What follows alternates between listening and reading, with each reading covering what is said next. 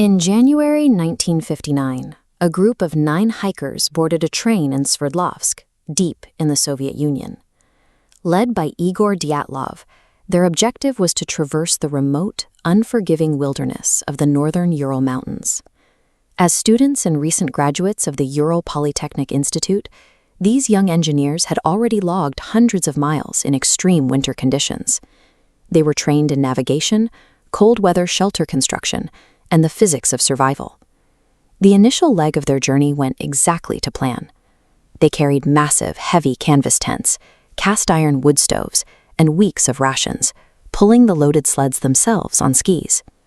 Their diaries describe singing songs, writing poetry, and maintaining high morale despite the freezing conditions. Breaking trail through waist-deep snow required immense physical endurance. To manage the workload, the men rotated point position every 10 minutes, ensuring no one person was exhausted. When it was time to camp, they followed strict protocols for gathering firewood and organizing their gear to maximize warmth. Every decision was calculated. Their logs and route planning show a team operating with military precision, possessing the exact skills required to conquer the Urals. They were functionally incapable of making a simple, fatal amateur error. On January 31st, the geography changed. The group left the sheltered valley of the Ospia River, pushing past the protective tree line and ascending the eastern slope of Kolets-Yakh. In the local Mansi language, Kolets-Yakh translates to Dead Mountain. The microclimate here is notoriously aggressive. Temperatures plummeted to -20 degrees Fahrenheit, and the wind whipped across the open ridge like the draft from a taking-off airplane. As daylight faded, Dyatlov made a tactical choice. Instead of losing altitude by retreating into the forest, they pitched their tent directly on the exposed slope. They prepared for a cold camp, meaning they would sleep without a fire to maintain their position for the next day's push. By anchoring their tent to that bare ridge, they cut themselves off from the natural defenses of the valley. The severe cold and blinding snowstorm transformed their athletic challenge into a high-stakes survival scenario where external help was impossible. Weeks later, after the group failed to return to Vijay, a massive search effort involving university volunteers and military aircraft converged on the northern peaks. They were retracing the group's route toward Mount Otorten. Searchers eventually spotted the campsite high on the slope of Dead Mountain. The tent was partially buried under drifts, yet its main poles were still standing. An investigator grabbed an ice axe and hacked into the canvas. Inside, they found a scene of strict order. The hikers' winter boots were lined up perfectly. Their thick coats, blankets, and untouched food rations were securely stowed. Even their cameras and personal diaries were left neatly inside. But long, jagged tears ran down the back wall of the fabric. When a forensic tailor examined the threading under a microscope, she confirmed the cuts hadn't been made from the outside. The tent had been violently slashed open from the inside. Slicing through your own heavy canvas shelter in a sub-Euro blizzard breaks every survival protocol these students possessed. They didn't pack their gear or lace their boots.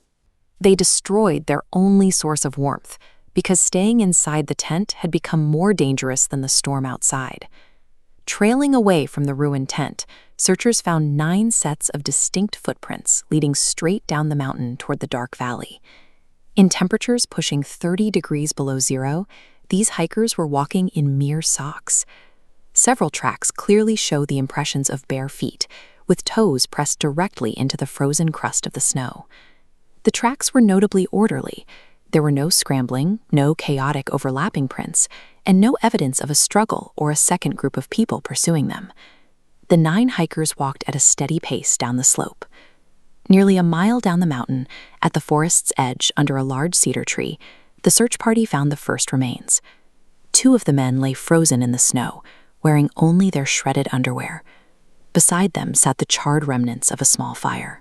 To walk a full mile into a pitch-black, freezing gale without shoes or coats indicates that the threat at the tent was perceived as more lethal than the winter storm.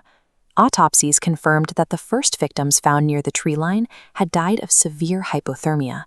Their bodies simply shut down from the extreme cold. This topographical map details their descent, but as the spring thaw arrived, 4 more bodies were discovered at the bottom of a steep ravine further into the woods. These victims suffered massive blunt force trauma, including severely crushed ribs and fractured skulls. Investigators considered the slab avalanche theory to explain these injuries. This suggests a dense, localized block of heavy snow broke loose directly above the campsite, slamming into the tent and crushing the hikers before they cut their way out. However, the physical evidence contradicts this. When the tent was found, the fragile ski poles holding it up were still upright. Furthermore, hikers with crushed ribs and fractured skulls cannot physically walk a mile down a mountain in a neat, orderly line. The physical evidence creates a paradox, where every scientific answer generates a new impossibility. The injuries suggest a sudden impact, but the tracks and the state of the tent suggest a controlled flight. Researchers now point to a meteorological phenomenon known as a von Karman vortex street. This is a specific pattern of swirling vortices created when fluid or air flows past a blunt object. This 3D model shows high-speed winds hitting Dead Mountain's dome. The geometry splinters the airflow into swirling tornadoes, generating infrasound. Though silent, infrasound physically vibrates the human nervous system, triggering severe nausea, disorientation, and raw terror. Their brains signaled immediate mortal danger. To escape the vibration, they slashed their way out and marched down the slope. Once they reached the tree line, the panic would have subsided as the vortex broke. But by then, they were standing in the pitch black, stripped of their gear, as the cold began to sink into their skin.